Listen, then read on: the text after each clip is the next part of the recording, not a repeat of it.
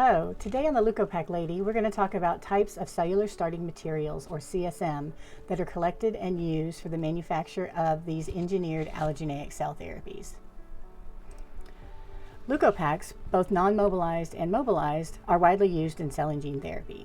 Non-mobilized leukopaks are bags of peripheral blood mononuclear cells that are collected from donors that have not been given a drug or steroid prior to collection. These are the primary products that are used to make adoptive and CAR-based allogeneic cell therapies.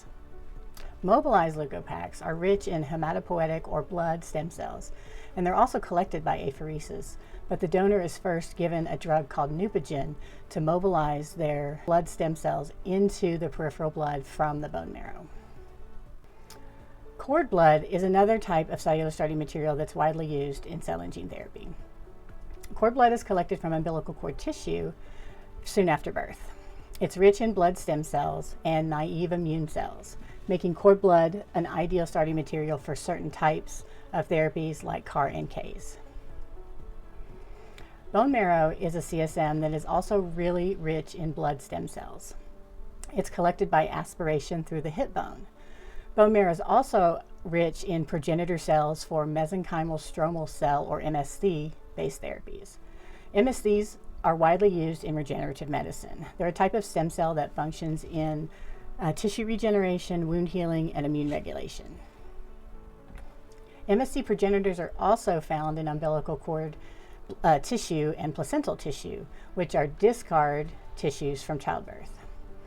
In addition, adipose tissue is a growing source of MSC progenitors. This is collected through liposuction, and I can guess that there are a lot of people out there like me that would be willing to donate my adipose tissue for research. And not to be forgotten as a type of cellular starting material are induced pluripotent stem cells.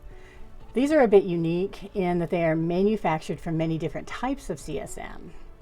Developers engineer iPSCs from different cell types and create master cell banks. Then, when it's time to manufacture a therapy, they use a frozen vial from the cell bank to start their manufacturing process.